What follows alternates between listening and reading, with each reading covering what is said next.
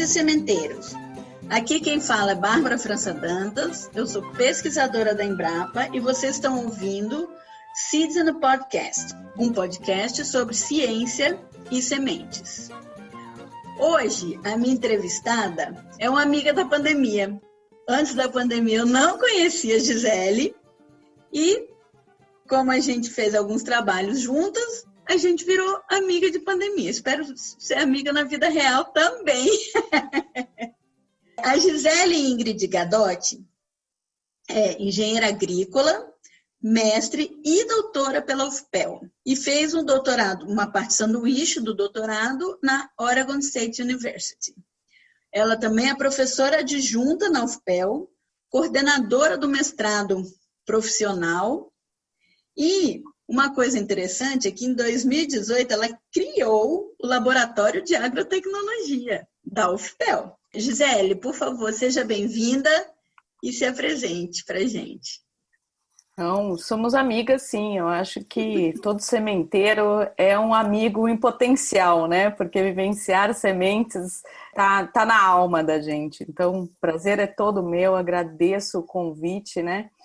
E essa é um pouquinho da minha história aí, né? Então, sou engenheira agrícola, é um pouquinho bastante diferente de agronomia, né? A gente fica muito ligada na engenharia no campo, então essa é uma característica nossa aí, então por causa disso que a gente está nessa linha de tecnologia na agricultura, né?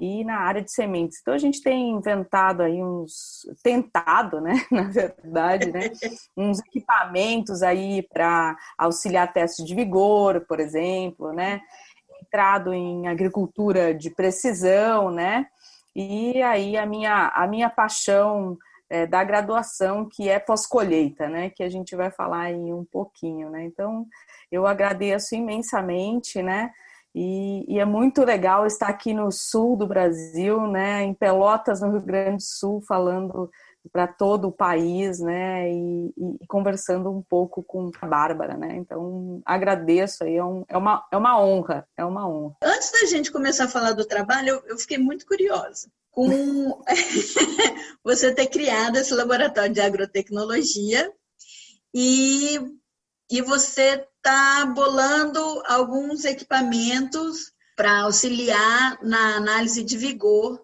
de sementes. Fala um pouquinho mais sobre isso. Então, na verdade, o que acontece? Eu vejo que a minha eu não sou agrônoma, né? Então, eu não sou fitotecnista pura, né? Não é, a minha formação não é essa, né? Então, o que a minha formação pode ajudar, então, na área de sementes, né? Então, pós-colheita, né? A própria colheita, o beneficiamento, né? O armazenamento é algo que a gente domina bastante, que a gente pode ajudar, assim, naturalmente. Mas eu tenho cada vez mais visto, né? Que interpretar essas características biológicas, né, tanto de animais e de plantas, para serem levantados dados remotamente, né, é uma coisa que eu, como formação, posso ajudar. Né? Então, o que a gente iniciou, então, um trabalho provocado por um orientado do meu orientador, né, quando eu voltei, trabalhou com agricultura de precisão, o Mattione, até está na UFSM agora, aqui em Santa Maria, com agricultura de precisão, trabalho muito bacana, e a gente foi para o segundo trabalho do Gazola, e aí a gente começou a se perguntar, nossa, mas a gente precisa... os dados de germinação, né, esse trabalho de análise é sensacional, mas demora muito. Né?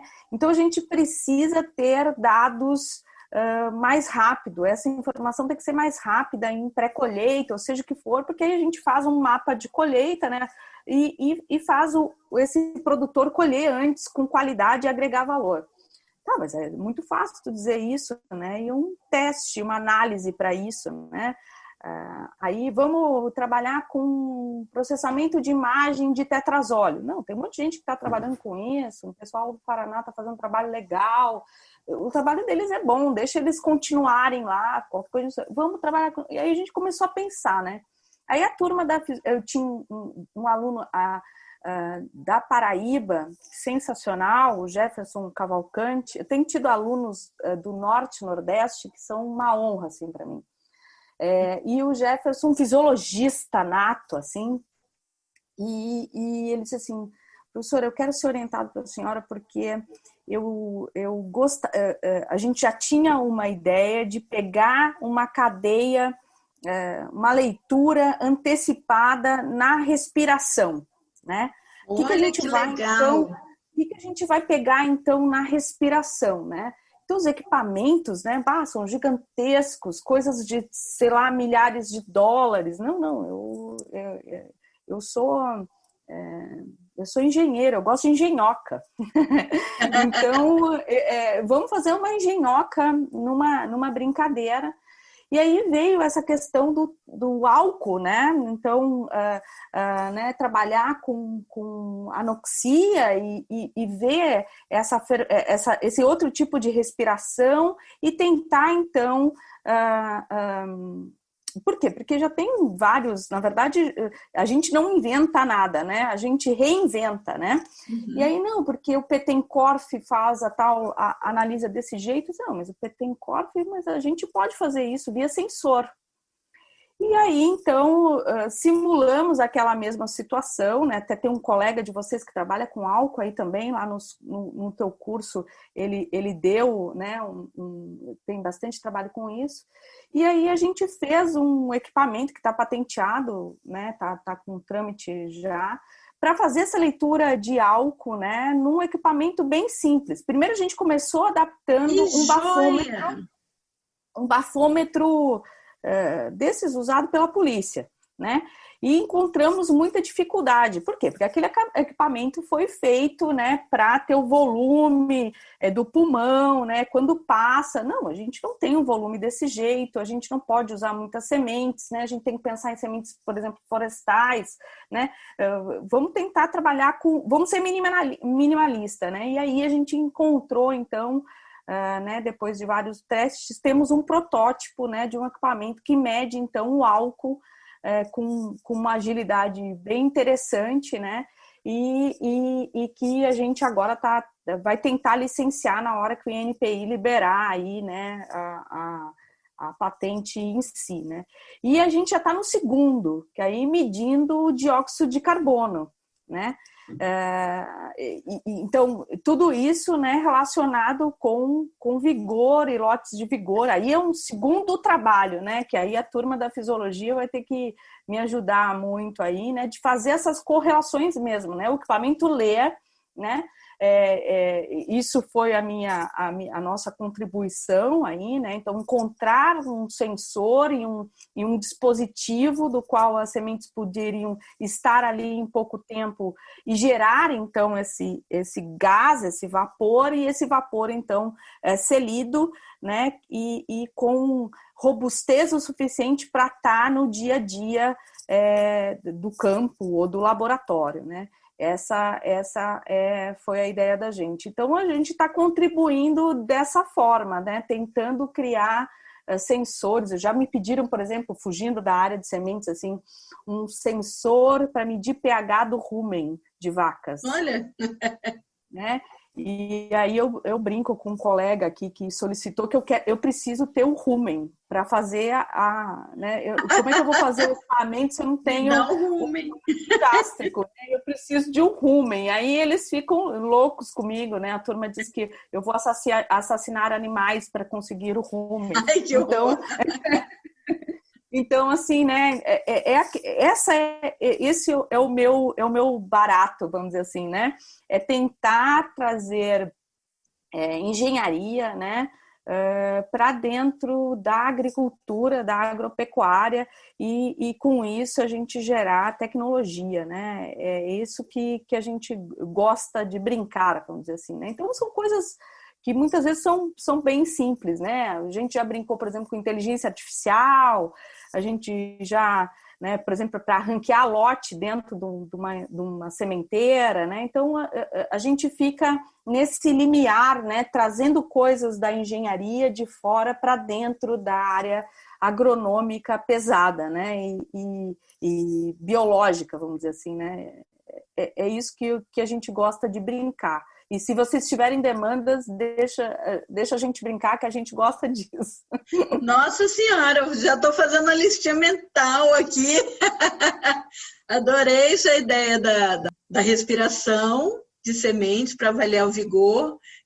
Quando quiser validar, testar em semente de tipo diferente, da caatinga, semente florestal, pode contar comigo.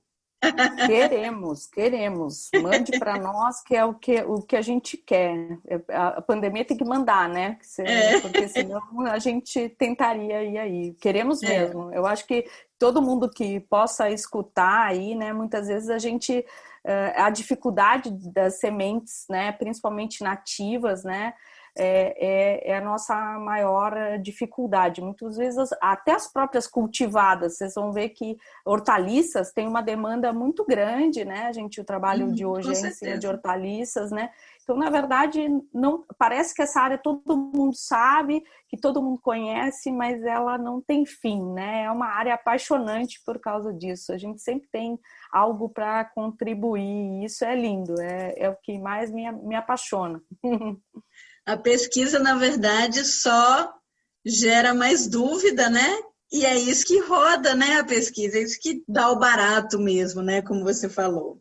Só fazendo um parênteses, é o Rafael Marani, né, que é o professor que trabalha com respiração também, ele meio que herdou um bafômetro que já está adaptado para análise de sementes. Então, é uma agulhinha que suga o ar, então tem que ter uma bombinha para sugar o ar lá dentro. Começou com hortaliça, você está falando de hortaliça, né? Então eu orientei um orientado dele com hortaliça, com sementes de melão. Agora a gente está orientando um trabalho com espécies da caatinga para ver se elas também respondem dessa forma. Que legal, e aí, que legal. A gente comparar esses vários testes, engenhocas ou equipamentos já, seria fantástico, né? O que você precisar de mim, eu já estou me oferecendo. E o Rafael também. Eu acho que a gente tem que ir para essa linha, né? Chegar o mais próximo possível da qualidade fisiológica ideal, né? Que é a respiração. Parece meio utópico, né? Porque a gente... em tese, não sabe exatamente a rota metabólica, né? Eu acho que agora o pessoal fisiologista, né, com esse mundo molecular, tem descoberto muita coisa, mas eu acho que ainda tem muita coisa a gente descobrir, né? Então, eu acho bem bacana. Não me permito entrar nessa área fisiológica, porque eu não tenho formação para isso, mas um bafômetro adaptado, já temos equipamentos para o Rafael, que eu vou facilitar a vida dele, entendeu? Outro trabalho que tem é um pessoal que está fazendo respiração usando, eu até testei usando IRGA, né? Que é aquele Infrared Gas Analyzer, aquele equipamento imenso, né? É portátil, mas é grandão, que avalia a fotossíntese as trocas gasosas nas plantas. Então, a gente adaptou uma câmara que tinha bem grande e colocou um gearbox, cabia direitinho um gearbox dentro da câmara. Então, a gente fez alguns testes com hortaliça na época também, com melancia e com abóbora. E deu uma correlação, deu a curva de respiração, eu achei bem interessante. Isso aqui é um equipamento muito caro, né? Ele é um equipamento caríssimo. Tinha um que estava... ele era uma versão antiga, a Embrapa tinha acabado de comprar um novinho, todo mundo queria usar o novinho, e a versão antiga estava meio encostada. Então, a gente... então dá aqui, né, que eu tenho umas ideias. Claro. E aí eu adaptei. E aí, como estava dando certo o negócio, o pessoal acabou... me tomaram o equipamento. Então, eu só fiz assim, um trabalho. O que a gente Mas faz pensou, parte. O que a gente pensou, assim, foi algo bem menor, assim. É uma engenhoquinha de mão, assim, pensando assim... Que joia! Um pH-metro de mesa, uma coisa bem pequena mesmo, sabe? Essa é a ideia. Também, bom, como engenheira, né, eu penso que muitas vezes a gente não vai ter alguém especializado para fazer essas leituras, né? Eu acho que o analista de sementes é uma pessoa muito específica, com um perfil muito, né, com muito treinamento e capacitação, e que muitas vezes a gente não tem na safra, né, não tem numa situação específica, né? Então, a gente, quando faz uma engenhoca dessa, a gente faz para uma criança ler, né? Então, é mais ou menos esse o intuito.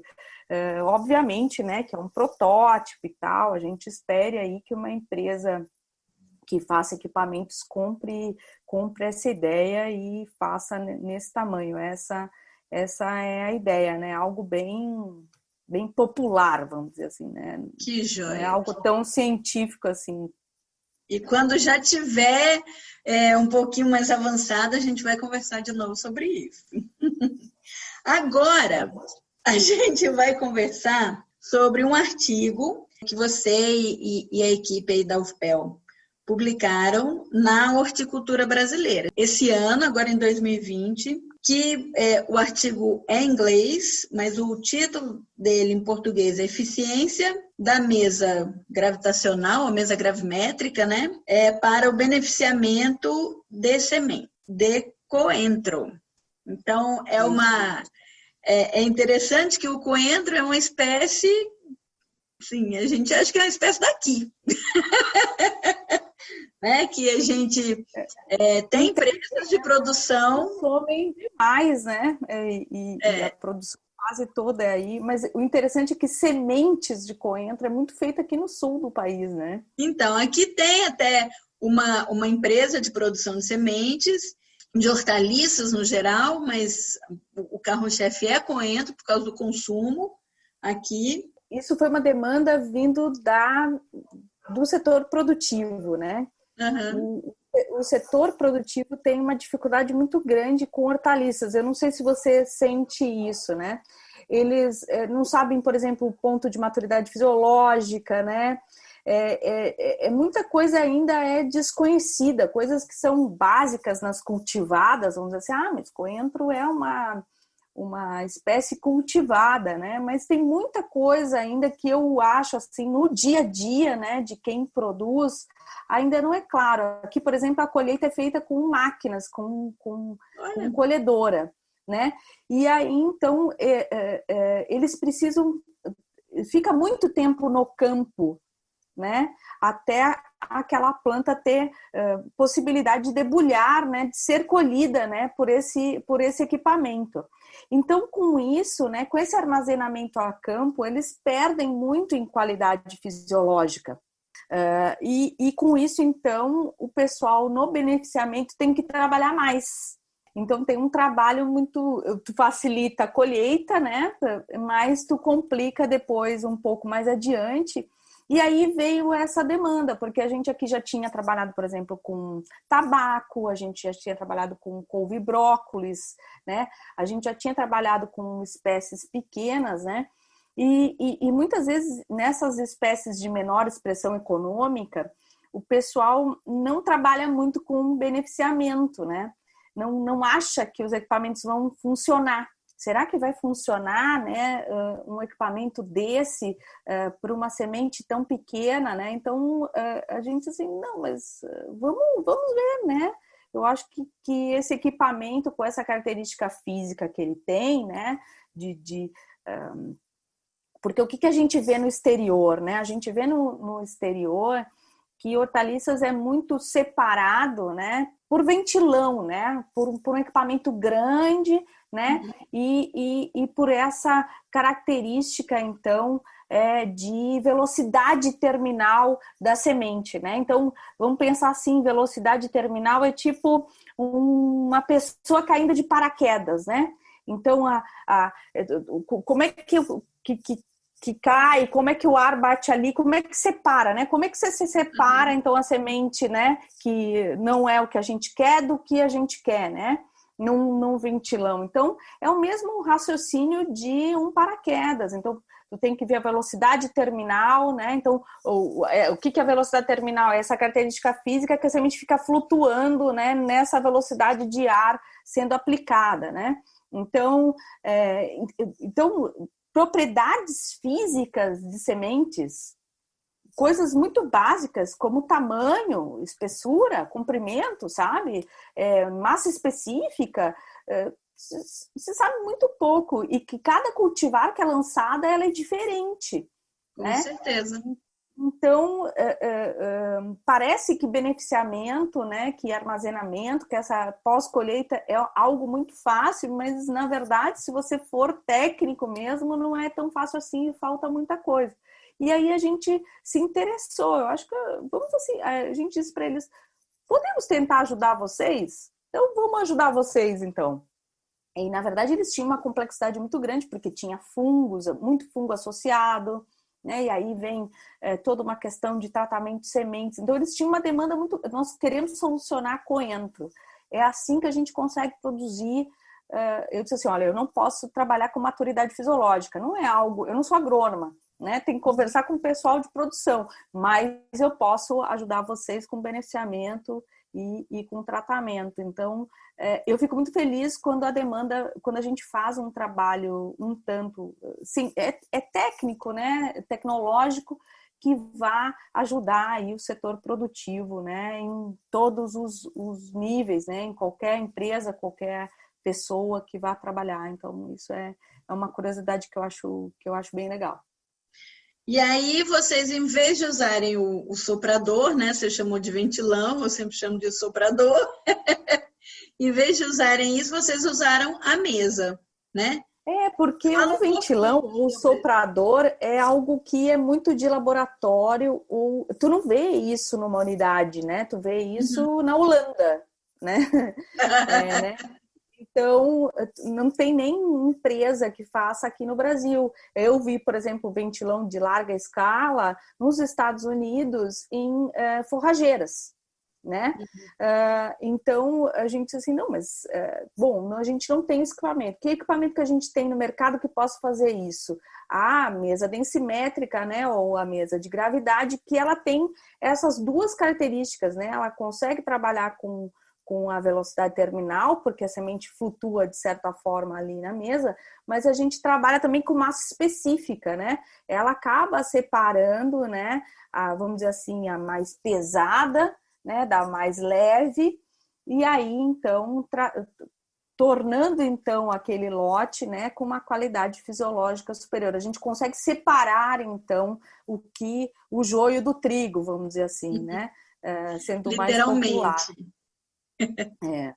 E aí, no trabalho, vocês fizeram o quê? Vocês tinham diferentes lotes, e aí vocês ainda separaram esses lotes em diferentes sublotes, digamos, né? Subamostras, sei lá.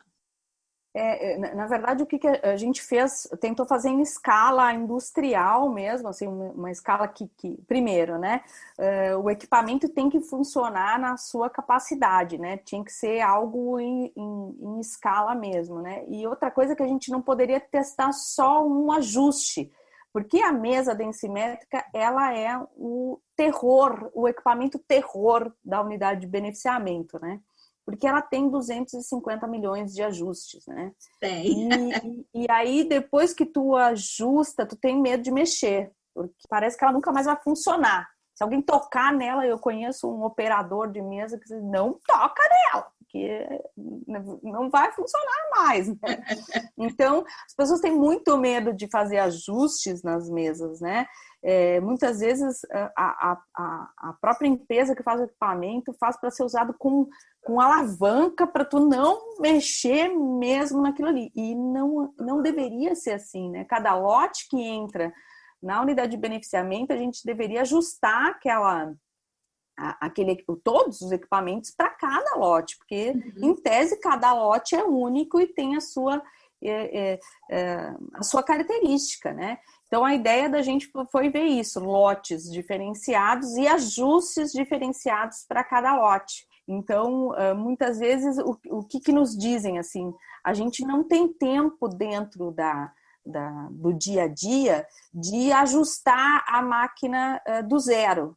nos dá um ajuste padrão, né, ou próximo, para a gente, naquele mesmo modelo de máquina, para a gente iniciar. Então, se a gente disser mais ou menos como inicia, a gente facilita a vida de quem está ajustando. Então, a ideia foi mais ou menos essa, a gente encontrar, então, um primeiro ajuste para quem iniciar lá na unidade, já iniciar naquele ajuste, né, ter um ajuste primário para não perder muito tempo no dia a dia, né? Mas o indicado era que cada lote a gente perdesse um tempo para ajustar aquela máquina, né?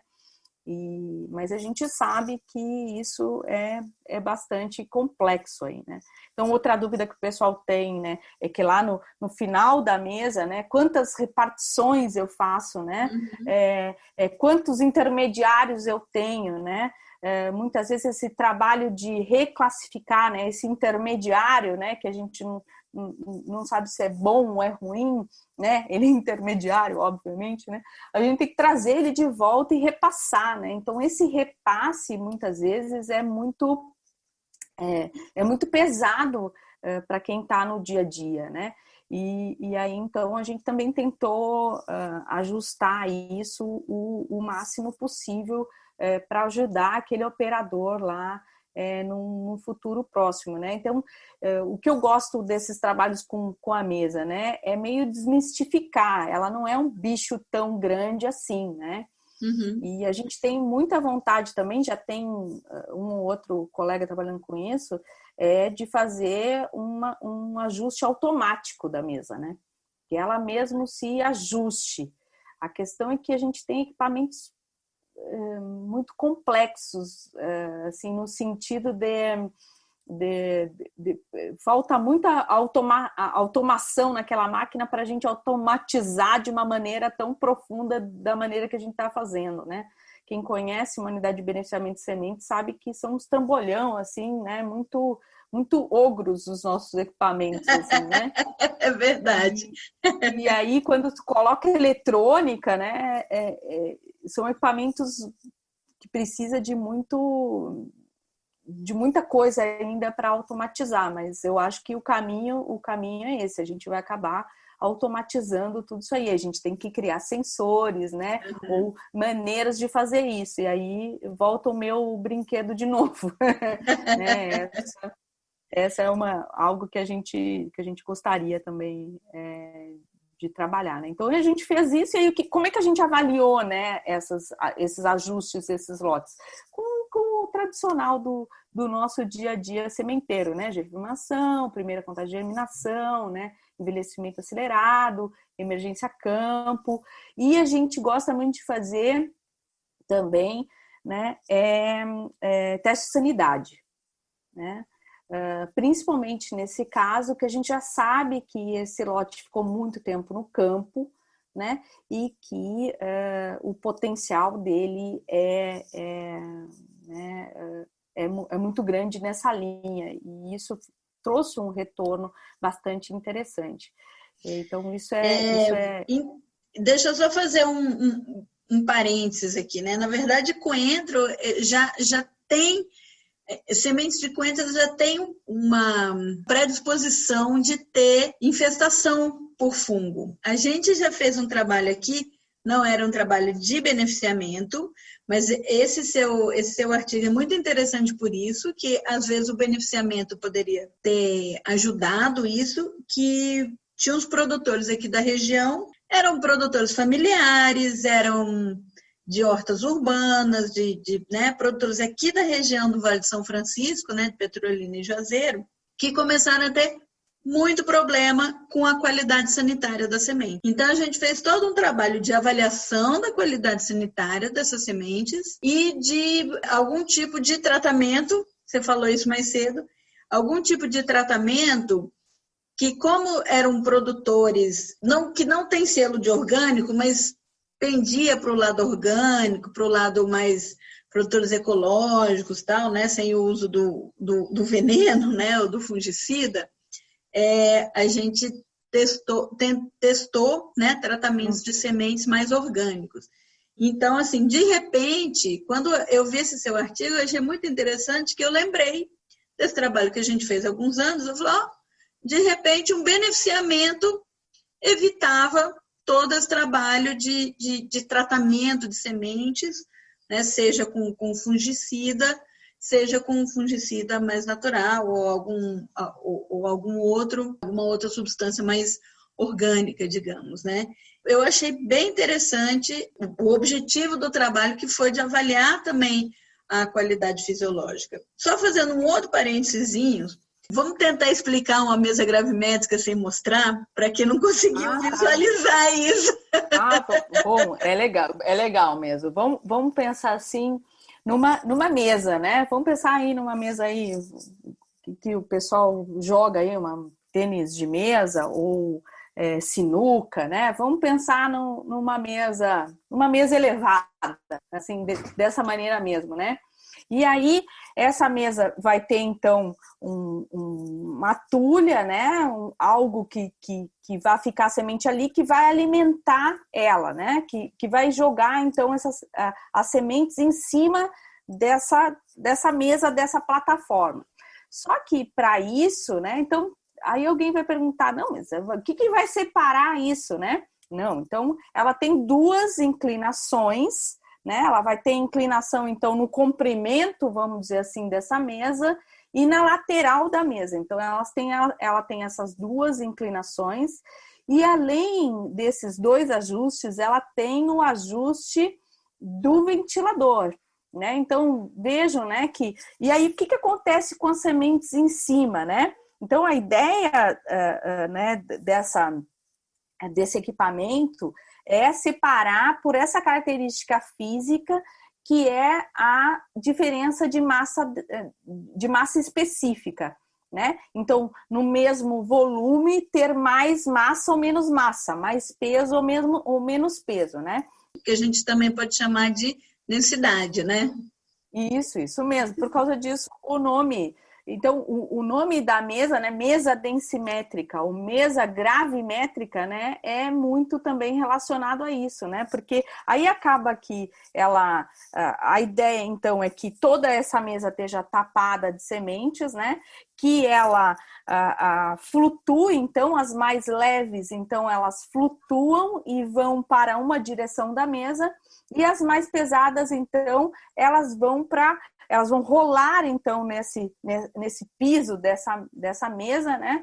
E ser jogada para outra direção. E com isso, então, a gente consegue fazer a separação. Obviamente que essa mesa não é uma mesa de madeira, né? O material dessa mesa tem que ser um material do qual não gere atrito com a semente, ao mesmo tempo que o ar passe por ali e faça essa segregação também. Então, essa segregação tem que ser por esses dois motivos, pelo ar e pelo contato, então, dessas sementes, né? Tanto semente com semente, como o semente com a tela, com a mesa ali, né? Então, é assim que ocorre a separação. Por causa disso que é tão importante a gente saber as características físicas dessas sementes, e quanto mais ela tiver, né, características físicas semelhantes na entrada desse equipamento, mais ela vai conseguir separar por massa específica, por densidade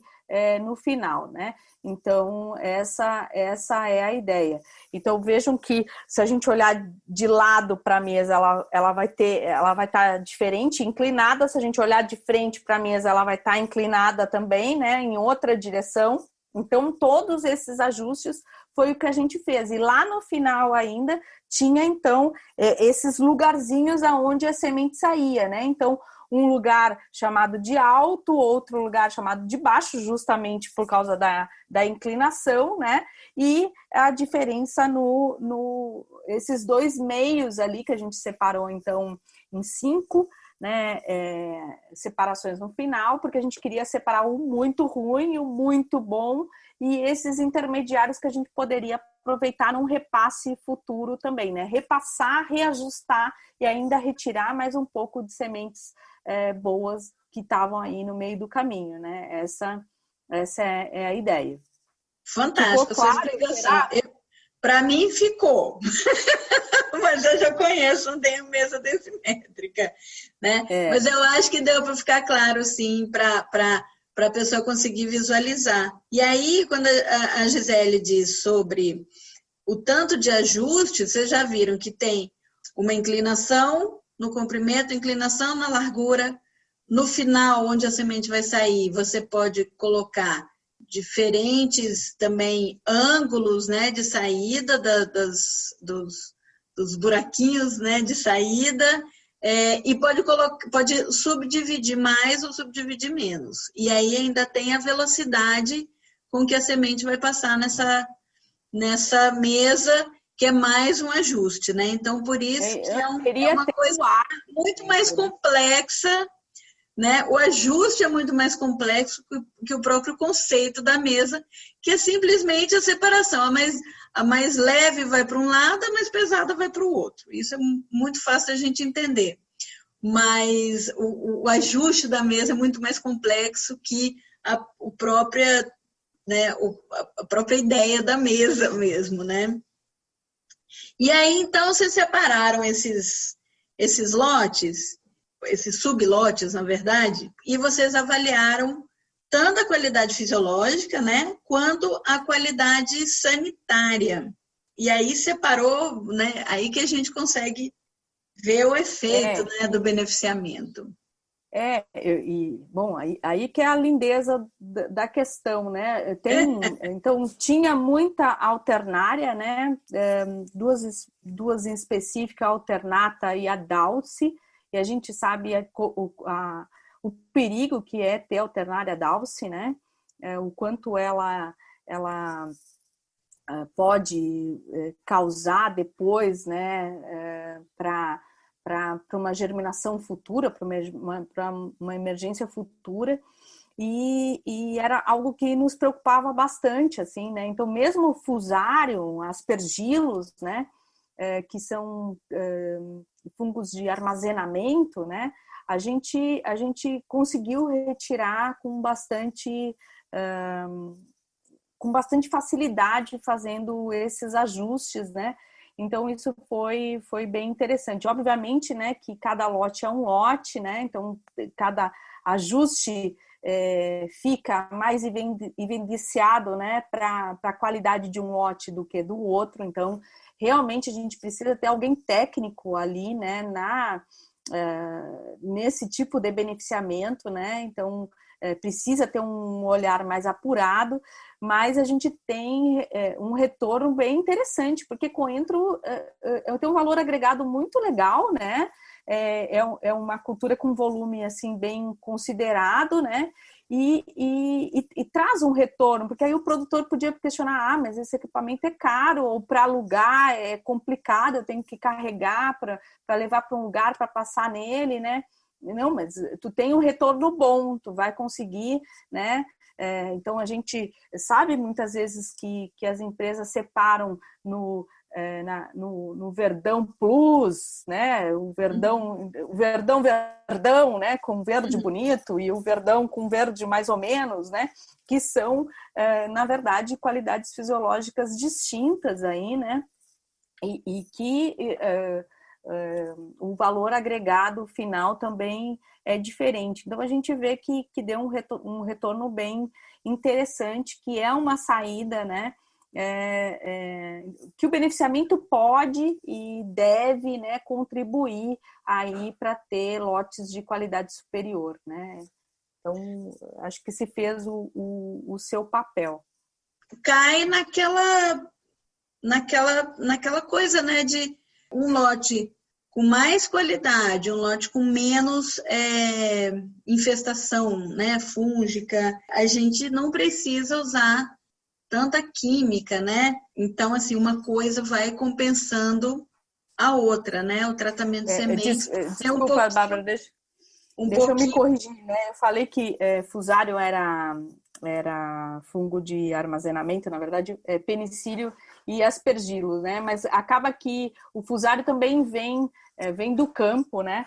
Vem do campo, E outra coisa que é muito interessante, que a colheita ali, por ficar muito tempo, né, estimula a propagação aí desses fungos, né? Então, a gente tem que, na verdade, né, tudo é feito no campo, e cada vez mais eu vejo que há uma demanda bem grande de ponto de colheita, né? Ponto de qualidade fisiológica, né? Para ajudar esses produtores em específico na colheita. Me desculpe interromper, mas eu queria me corrigir, porque senão vai ficar gravado aí que eu falei uma bobagem.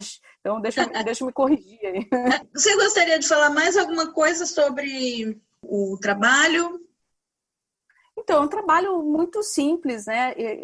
A gente tem essa característica, né? Pós-colheita são trabalhos muito tecnológicos, talvez pouco científicos, vamos dizer assim, né, do ponto de vista, assim, talvez muita gente vai dizer, né, nossa, mas isso é para quem está lá, né, dentro do dia a dia, né, mas e a gente comentou isso anteriormente, né, essa formação de ciência e tecnologia de sementes, ela é muito interessante, porque não é todo mundo que entende, né? Trazer esse algo fisiológico, né, para algo físico, né, tem que ter algum tipo de treinamento, né? Não é qualquer um. E outra coisa que a gente tem muitas espécies, essas espécies de pequena expressão, vamos dizer assim, né, que eu chamo de minor crops, elas precisam ter trabalhos nessa área ainda. Eu vejo isso, né? A gente tem que, obviamente, não estou fugindo do milho, da soja ou do algodão, a questão não é essa, mas a questão é que eu me vejo muito mais ajudando, né, alguém do coentro ou do couve-brócolis do que alguém da soja propriamente dita, né? Eles têm pessoas formadas, né, e com capacidade para solucionar esses problemas dentro da unidade de beneficiamento. Mas talvez aquele pequeno produtor, né, e a gente sabe que nas hortaliças, né, isso são feitos por cooperativas, por pequenos produtores, mesmo os grandes produtores de sementes não são grandes comparado, né, com essas culturas de maior expressão econômica, né? Então, acho que a gente tem muito para ajudar e fico muito feliz quando a gente faz um trabalho que ele realmente consiga solucionar o problema, nesse caso aqui, de quem nos pediu, propriamente dito, mas também que atinge aí vocês aí do outro lado do país também, né? Então, isso é muito bacana. A gente tem ainda muito trabalho tecnológico para fazer na área de sementes. Eu realmente acredito nisso. Também eu sou da área de pós-colheita, eu tenho que enfatizar isso também, né? Isso, não, realmente, isso é muito bacana. E assim, soja, milho, as grandes culturas, elas, né, têm a tecnologia mais avançada porque estão sendo estudadas há mais tempo. E a gente acaba, e são como é que eu vou falar? São as pioneiras, né? Nesse estudo de tecnologia de sementes. E aí, a gente, na verdade, a gente acaba pegando os ensinamentos disso. Então, quando eu digo que semente é semente, é isso que eu quero dizer. A gente consegue ir adaptando, né? A semente de soja é uma semente grande, a semente de coentro é menor, couve, brócolis, é minúscula semente, né? Aí a gente tem as florestais que são sementes imensas, né? E algumas, outras são bem miudinhas. O meu sonho, sabe? O meu sonho é entrar nessa linha de beneficiamento, né? A nível de florestal, porque ai, gente, demais. Principalmente para regeneração aí, né? Você imagina tu ter uma semente de qualidade fisiológica aí superior, né, para regeneração de áreas. A questão toda é que o pessoal diz que eu sou meio maluca, mas o meu sonho é ter uma unidade de beneficiamento de semente florestal aí, que realmente ajude de alguma forma, né? Porque você pensa nessas agora virou redes, minha né, mesmo. de sementes. Não, É mesmo, pensa nessas redes de sementes aí, né? A Fátima lá trabalhando. Você tem uma pequena unidade de beneficiamento, né? Com gente treinada para fazer isso. Não precisava ter muitas no país, não, né? Em cada região, né? No Cerrado ter uma, num lugar ter outro, né? E a gente trabalhar com isso, acho que seria muito interessante. Muito interessante demais, mesmo. demais. Então, vamos encerrar aqui a discussão do trabalho e aí vamos passar para o próximo bloco, né? Que é o de frente com Babi. Ansiosa. De repente é já, é agora, é aqui. Tudo se revela de frente com Gabi. É Babi. Ela quer saber, ela quer conhecer. Gabi quer ficar de frente com você. Primeiro, faltou você me contar qual que é a curiosidade científica sobre você. Bom, não sei se é curiosidade científica ou não, mas vamos lá, né? Eu, como uma boa menina, né, fui colocada nesse meio científico por causa de uma feira de ciências no meu colégio agrícola, né? Então, fui fazer colégio agrícola e aí tinha uma feira de ciências, né? Tá, beleza, né? Primeiro ano, feira de ciências, acho que a gente, né, fizemos um trabalho. Aí no segundo ano, né, eu era meio arteira, né? Não mudou muito hoje em dia, né? Aí a gente tinha que ficar de plantão no colégio agrícola final de semana, né? E nós estávamos, eu e mais 2 colegas, na horta. A gente tinha que ficar no colégio só para ligar a irrigação e desligar a irrigação da horta lá, os aspersores, né? E a gente estava indignado com aquilo, né? Por que a gente tem que passar o final de semana da gente, entendeu? Né? Ficando ligando, desligando o aspersor. Aí, o que a gente fez? Sabe aqueles... a Bárbara, não sei se é dessa época, a Bárbara era jovem. Sabe aqueles livrinhos que a gente pedia eletrônica? Sabe aqueles... agora me fugiu o nome do instituto que a gente comprava, fazia curso de eletrônica por livro, por revista, lembra? Aí nós compramos um negócio daquilo lá. Também. Aí nós compramos um negócio daquele, fizemos um temporizador, tá? Ai, olha, que joia! Temos um temporizador e o meu colégio, eu fiz em Araquari, em Santa Catarina, bem pertinho da praia São Francisco do Sul. Botamos o temporizador, testamos no outro final de semana, nós fomos para a praia. Né? Aí fomos para a praia, só que aí a gente é bocó, né? Aí nós fomos para a praia com o uniforme do colégio, né? Porque era a roupa que a gente tinha, né? E aí o diretor do colégio, obviamente, que viu aqueles uniformes perdidos no meio da areia, né? E disse assim, o que vocês estão fazendo aí? Bom, aí levamos uma suspensão, né? Porque a gente tinha que estar naquele lugar, né? A gente era menor de idade, não devia estar ali, bom, enfim, então levamos uma suspensão. E um dos fatos da suspensão foi que a gente tinha que mostrar aquilo na feira de ciências, o temporizador. Ai, que legal! O professor de física nos fez aprimorar até o negócio. Bom, isso foi tão grande que aí a gente ganhou uma feira de ciências lá em Santa Catarina. Viemos para a feira de ciência brasileira no Rio Grande do Sul. Foi a primeira vez que eu vim no Rio Grande do Sul, em Novo Hamburgo. E ganhamos na área de agricultura do Brasil. E ganhamos uma passagem para ir para os Estados Unidos. A Intel pagou para a gente para ir para os Estados Unidos, para a Feira de Ciências Mundial lá, né? E foi uma experiência, assim, única, né? Então, de uma arte, né? Então, essas minhas engenhocas vêm de muito tempo atrás. Já era engenheira agrícola e não sabia. Pois então, na verdade, bem isso, né? Eu acabei não indo para agronomia, nem para veterinária. Eu entrei no colégio agrícola porque eu queria ser veterinária, saí do colégio agrícola querendo trabalhar com irrigação, fui para engenharia agrícola e terminei na área de pós-colheita. Então, isso é uma coisa louca, né? Então, feiras de ciência, para mim, é a minha curiosidade, principalmente para as meninas, né? Que a gente pouco vai para a área de engenharia, a gente tem muito medo, né? Eu sempre tive colegas homens muito legais comigo, né, que entravam nas minhas loucuras e aprontavam junto comigo, né?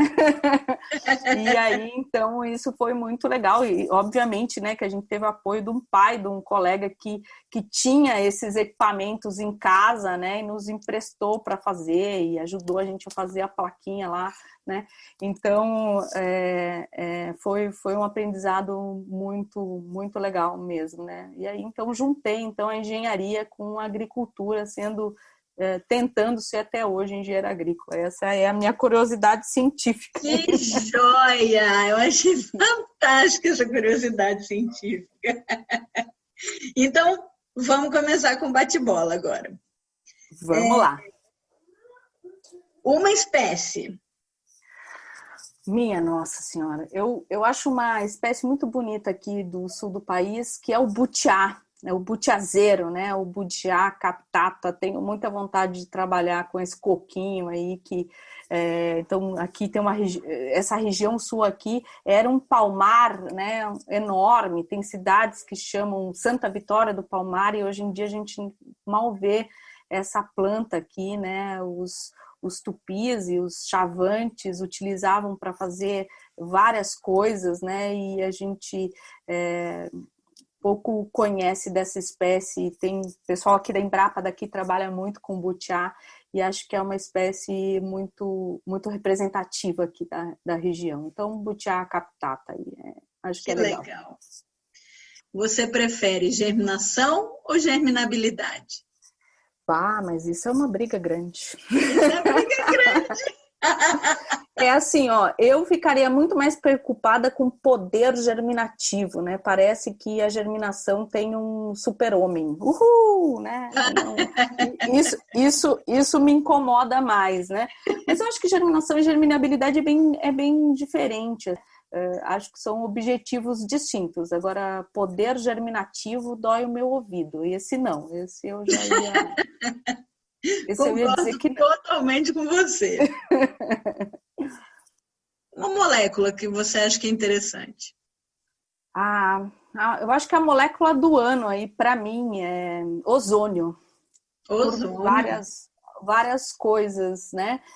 Pela camada de ozônio propriamente dita e pelo esse potencial do ozônio que tem contra o Covid-19, né? O ozônio, por exemplo, para tratamento de sementes orgânicas, né? O ozônio, a gente tem que estudar mais ele, né? Tem muita gente trabalhando assim, não entendendo realmente o que essa molécula faz, né? Como ela trabalha, mas eu acho que ela está aí quicando para a gente fazer um monte de trabalho com ozônio aí, né? Acho que é algo, vamos dizer assim, químico que a gente pode utilizar, né, natural, entre parênteses aí, né? Natural, que a gente pode utilizar em muitas coisas aí no nosso mundo. Ozônio, acho que legal. É a molécula do ano. Um tema interessante na ciência em sementes. E aí eu só vou puxar para o meu assado aí. Gente, pós-colheita é legal, pós-colheita é importante. Eu sei que fisiologia é muito importante, entendeu? Sei disso, né? Tento fazer equipamentos para a turma da fisiologia, da análise aí, mas pós-colheita acho que as pessoas não dão muito valor e tem muita coisa aí que a gente pode ajudar. Mas aí tu não pode perguntar isso para mim. Não sou a pessoa indicada para dizer isso. Um tema fora da área de sementes. Pois eu acho muito interessante na área agrícola, a área de saúde e segurança do trabalho. Eu acho que a gente tem muita coisa na área agrícola em saúde e segurança do trabalho para fazer, sabe? Cada vez mais eu vejo que os nossos equipamentos são muito ogros, assim, né? Que a gente podia trazer mais segurança, que a gente poderia se preocupar mais com aquele operador que está ali, né? A gente fez um trabalho aqui, por exemplo, o ruído das nossas unidades de beneficiamento são enormes, assim, a gente está tornando as pessoas surdas e muitas vezes não têm conhecimento disso, né? O desconhecimento dos operadores quanto à saúde e segurança do trabalho. Eu acho que tem muita coisa nessa área aí que a gente poderia ajudar um pouco mais, principalmente eu, né, como sendo engenheira agrícola, né, preocupar na hora de projetar essas máquinas, né, que a gente tenha também esse olhar de saúde e segurança do trabalho. Realmente me preocupa isso. Que coisa legal. E é uma área que a gente realmente não vê pesquisa, né? E que a gente tem que acabar incorporando isso também. Muito bom. E, assim, vamos falar de pessoas, né? Um sementeiro ou uma sementeira que você admira, que você... O que me veio na minha cabeça agora foi o meu orientador americano, o professor Sabri Elias, né? Os Estados Unidos aqui foi sempre muito importante para a gente aqui na Universidade Federal de Pelotas, porque foi aonde iniciou, muito pessoal daqui trabalhou, estudou no Mississippi, né? E com grandes nomes de lá, e a gente vê que ainda tem algumas pessoas bem significativas, como o Sabri Elias, né? Ele atua muito lá na OSA, de certo modo até na ISTA, né? Tem tentado atualizar aquele livro-chave, que talvez foi o primeiro livro de sementes do mundo, né? E acho, eu realmente gosto do trabalho dele lá na Oregon State University, né? Ele está num laboratório enorme, né? Que quase grande parte das forrageiras do mundo sai daquela região, né? Então, para campos de futebol, para campos de golfe, né? Eles têm né, um trabalho de tetrazóleo com sementes de forrageiras muito interessantes lá, né? Com as nativas deles também lá, né? Então, acho o trabalho do professor Sabri Elias muito interessante, muitas vezes pouca gente conhece ele, então vou homenageá-lo de certa forma. Ele é uma pessoa humana sensacional. Ai, que joia. E um cientista, uma cientista de qualquer outra área que você... Então já que eu posso puxar para o meu assado, a primeira pessoa que eu me lembro aqui é a doutora Ilá Correia, né, do Instituto Agronômico de Campinas, que foi a primeira mulher no país a trabalhar com máquinas agrícolas, a estudar máquinas agrícolas, né? Então, ver lá nos anos 70, né, uma engenheira agrícola, né, se formar primeiramente, né? Ela foi a primeira engenheira agrícola a se formar e ela foi para a área onde só homens trabalhavam, que era a área de máquinas agrícolas. Então, eu tenho uma admiração tremenda pela doutora Ilá Correia, né? Ela é uma pessoa fantástica, está em Campinas há muitos anos, né? E o trabalho dela muitas vezes não é lembrado, né? A área de máquinas agrícolas é uma área muito masculina, né? Então eu gosto de lembrar disso, mesmo não sendo propriamente dita a minha área, mas eu acabo puxando para o meu lado, porque ela é engenheira agrícola. Engenheira também. Eu sou tendenciosa, né? Tá vendo que eu sou tendenciosa, né? Eu não tenho esse negócio de... Também sou. E já vou pesquisar sobre ela, acabando aqui, para saber mais sobre essa pioneira, né, da engenharia agrícola. Um hobby científico. Existe isso? Meu Deus do céu. Existe, eu me divirto. Bom, vamos lá, né? Eu vou de novo, as pessoas vão me chamar de chata, que categoria chata. Eu tenho um trabalho paralelo, né, que eu trabalho na Associação Brasileira de Engenheiros Agrícolas, na entidade de classe, né, eu sou vice-presidente nacional, aí a gente trabalha junto ao CREA, porque pouca gente conhece os engenheiros agrícolas, as engenheiras agrícolas, né, e a gente tem aí, então se a gente comparar aí no sistema CONF-CREA, né, são 50 mil agrônomos para 5 mil engenheiros agrícolas, né, e muitas vezes nós não somos concorrentes, né? Nós trabalhamos, né, numa área específica, né? E podemos ajudar muito isso. Então, eu tenho um trabalho grande nisso. Muitas vezes você vai ver aí que eu fiz uma palestra sobre o mercado de trabalho na engenharia agrícola, ou eu vou falar com as meninas da engenharia agrícola, né? com uma questão de representatividade. Então, é um hobby científico, assim, né? Acho que contar um pouco da minha história, ou do que a gente faz, ou da própria engenharia agrícola, é uma forma que eu tenho de ajudar aí a dizer que não estamos aqui para roubar a área de ninguém. Ah, que legal. Porque, por exemplo, né, Bárbara, por que eu falo isso? Porque a lei de sementes, por exemplo, ela restringe a área de sementes para engenheiros agrônomos e engenheiros florestais, né? Isso é a briga parece que da área inteira, né? De engenheiro agrônomo e engenheiro florestal podem ser responsáveis técnicos, engenheiro agrícola, por que não? Se tem uma UBS inteira, né, para atuar, biólogo, por que não? Se tem as Eu espécies acho que nativas. Então, eu assim, acho que cada profissão tem que saber até onde vai o seu limite, com né? Conhecer a certeza. ética profissional. Tem ética profissional, a gente tem conselho para isso, né? E deixar quem realmente pode contribuir com a área, contribuir de verdade, né? Uhum, realmente. Então, isso é uma coisa que eu luto muito, sofri por causa disso, né? Então fica como um hobby científico, né? E um hobby nada científico. Eu tento, mas eu não consigo, assim, né? A minha mãe tem até a quarta série, tá, Bárbara?